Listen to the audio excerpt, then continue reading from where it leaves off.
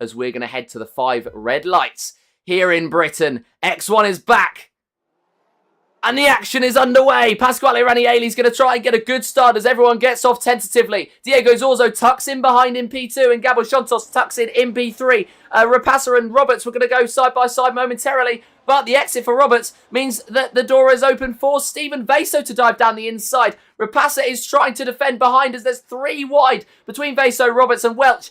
Pasquale Ranieri is holding on to the win in the meantime ahead of Diego Zorzo, but as they come out of the first 3 turns, Pasquale gets a massive kick of oversteer, and he's going to drop so far down the field. P10, 11, 12, 13, 14, 15, 16. He's falling down. He's falling all the way down the order, and now he's down into P19, the only driver behind Campbell Adams, whose wheel issues have clearly cost him a lot of time. As he wants to join his teammate up to P9, but so far really can't get past. Diego Zorzo now leads the race from Gabor Chontos and Luca Rapasa. Tom Roberts P4, Steven Vaso at the moment in P5. We follow Takubi onto the straight right there, the Hamilton straight, the start-finish. We start lap 2. We saw Alex Lamas. As Vaso just gets a little bit squeezed into the corner, not much room afforded, and a 10-second time penalty heads his way as there's further contact between himself, Welch and Lamas. And just coming back onto the circuit, potentially, arguably dangerously, has taken out Welch's front wing and Alex Lamas's as well. So that is not what they would have wanted to see. And now P4 is 3.1 seconds back. Meaning that he's already doing a great job. But now this group has got the awful job of trying to catch the front 3. And that means they're going to have to work together. Jonathan Tanasi is trying to hold Angelo D'Ortenzio actually is behind, but he can't really do that. Looks like Angelo's got more grip round the outside. Broke a little bit too late. And that cost him now 2 positions from P8 back down to P10. As you can see, more drivers going side by side. Angelo D'Ortenzio wants to take a leaf out of Tornimo's and Kian's book as well, as he wants to get past and get rolling too. He started from 18th already up to 9th. So many drivers have benefited from the chaos in front.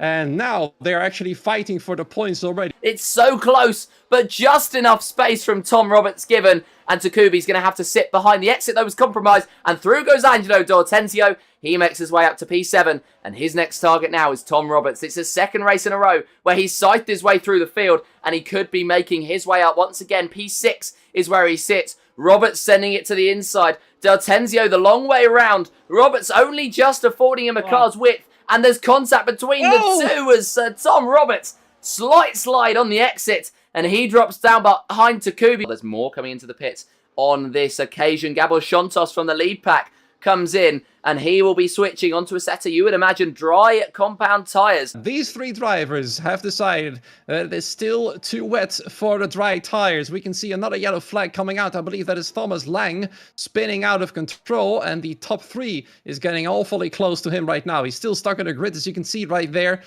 Not looking too great for him either. Wow, look at that. There, Angelo D'Ortenzio defending from Steven Vaso. The other Ferrari having an incident with Tim Tornimo. What's happened here? Not sure what's happened down this main straight here, but it's another virtual safety car. 15 laps to go in this race. It will be 14 as Houdendorp crosses the line.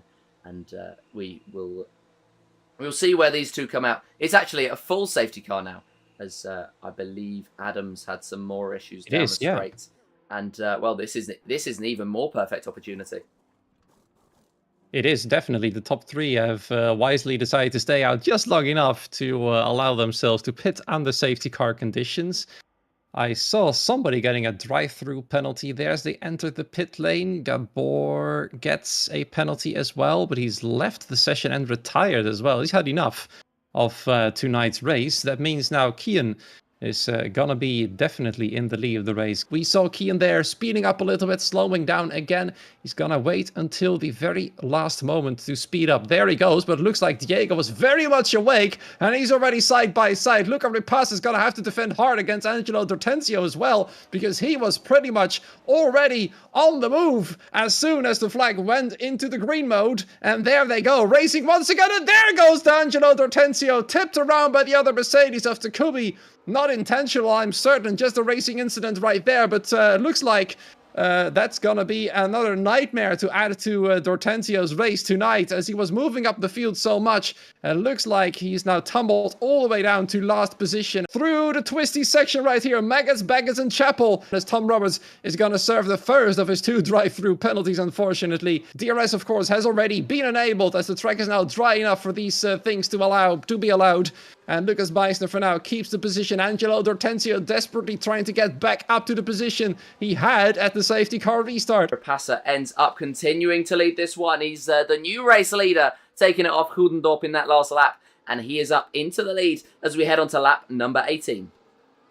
Yeah, you can see Diego's taking no risks. He knows the 2 Dutchmen have penalties, and that means he doesn't have to race them as hard. I do not know how many warnings he's got, but it looks like he's quite safe from them, and that's the reason why he's just backing out if that's the wisest thing to do, not racing them too hard. Meaning he's gonna have to drive a little bit faster through the corners as well. Look at that, he's definitely gaining time, and there comes Kian Goedendorp trying to defend against Takumi.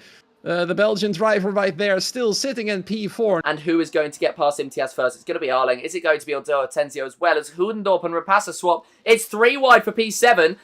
Dortenzio's through. Arling's trying to go on the outside line. Imtiaz is going to fight this one harder than he did Dortenzio. And Abdullah, he's getting forced to the outside, but he will have the inside line come the next corner. Stephen Vaso dives once again. He really wants the position from the Aston Martin. Can he do it though? He's got the inside line once again, and he does get the position, and immediately Angelo Dortenzio decides to get past as well because he saw the fighting happening. He took the opportunity immediately and goes back up into P6. That means only 5 cars in between himself and the victory once more, but he still got to deal with Abdullah, the Aston Martin he's driving, as that looks like Abdullah's wants to have nothing to do with the overtake that Angelo's just done. Now Pascal's all over the back of both of them as well, as they head towards Brooklands once more. Angelo with a humongous dive bomb, outbrakes himself completely, allowing Abdullah back past, but he immediately recovers, and that means he's still got another shot at P6. It's like he's fighting for victory. That's how hard he's fighting at the moment.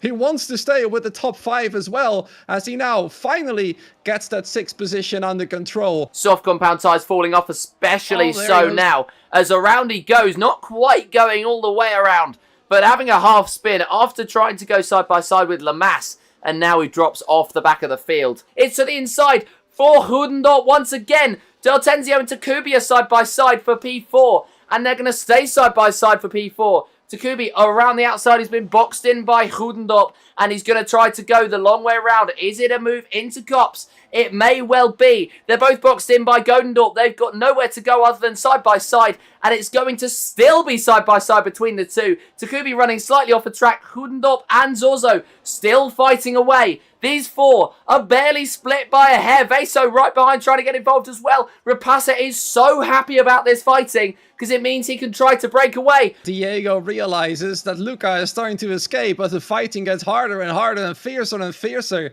It is definitely going to be a little bit scary there. It nearly went terribly wrong as Abdullah retires in the pit lane at the last lap. He would have gotten points in P13. Now he's not going to get them, as he's now going to be noticed as DNF on the finish list right there. But there, Diego Zorzo is now in trouble because there's Angelo Dortenzio and 2 other drivers trying to get past him as well. And suddenly his potential race victory is in jeopardy as D'Angelo gets past, Stephen Vaso gets past, and Takumi as well. Does he get that opportunity? Luca versus Kian. They're fighting for whatever position they will finish in. Kian does get ahead of Luca Rapassa, pushes him very right. He goes off track as well, as both Dutchmen fighting so hard bump into each other. It's like they're playing bumper cars through the final 2 corners. They nearly run each off, and there comes Angelo Dortenzio. Almost, what a brilliant move there. He fights off the 2 fighting Dutchmen, and he does claim victory, not only on paper, but on track as well.